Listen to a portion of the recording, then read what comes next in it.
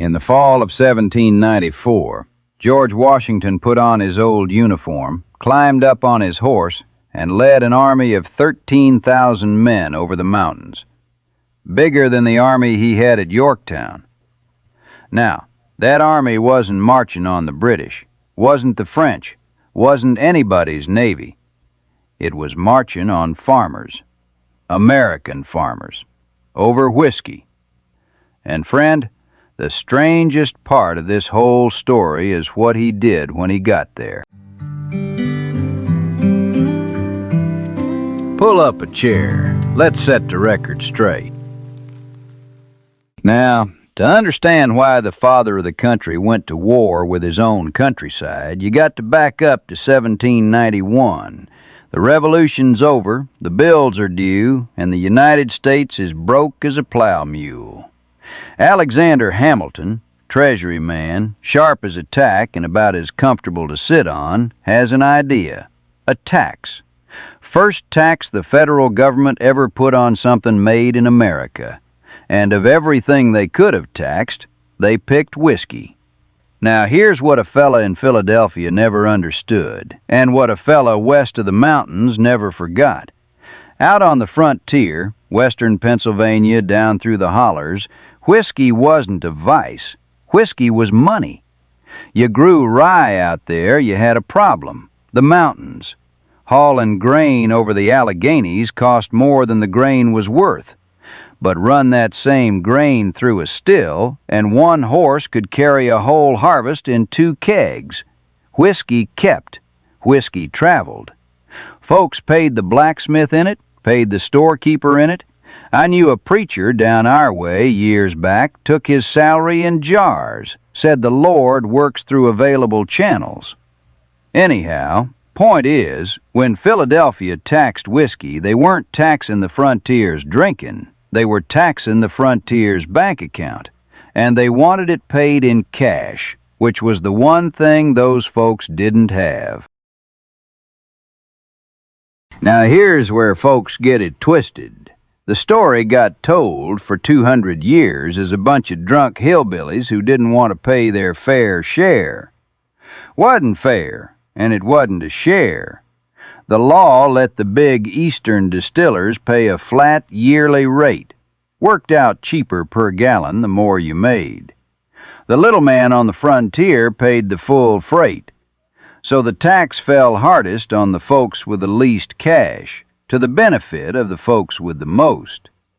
You don't need a still to know how that smells. So the frontier did what the frontier had just spent 8 years learning to do to tax men. They stopped paying. Then they started tarring.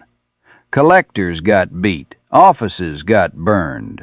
Went on like that, a slow boil, for 3 years. And in July of 1794, the pot went over. A federal marshal came west serving court papers on farmers who hadn't paid, haul 'em clear to Philadelphia to answer for it. And riding with him was John Neville, the regional tax inspector, and one of the richest men on that frontier. Shots got fired at a farm they visited, and by the next morning it was war in the neighborhood. Armed neighbors surrounded Neville's mansion, a place called Bower Hill. First day, a farmer named Oliver Miller was shot dead. Second day, 500 came back under Major James McFarland, a man who'd fought the British. Federal soldiers were in the house by then, and in the shooting McFarland went down. A veteran of the Revolution, killed in a Pennsylvania field by his own government's guns. They burned that mansion to the ground. 2 weeks later, 7,000 people gathered at Braddock's field outside Pittsburgh. Talk of taking the city.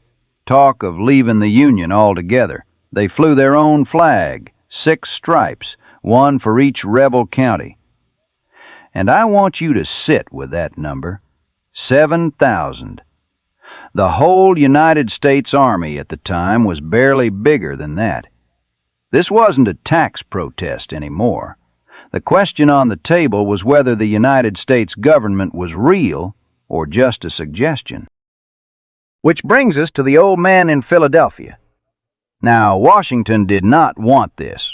Give him credit, he did it by the book.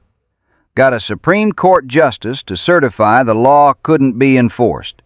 Sent peace commissioners west first to talk it down. Only when the talking failed did he call the militia. Pennsylvania, New Jersey, Maryland, Virginia. 12,950 men. And then he did the thing no president had done before, and none has done since. He went with them.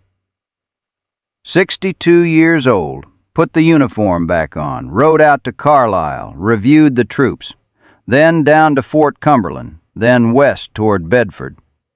A sitting president of the United States, personally leading an army into his own country.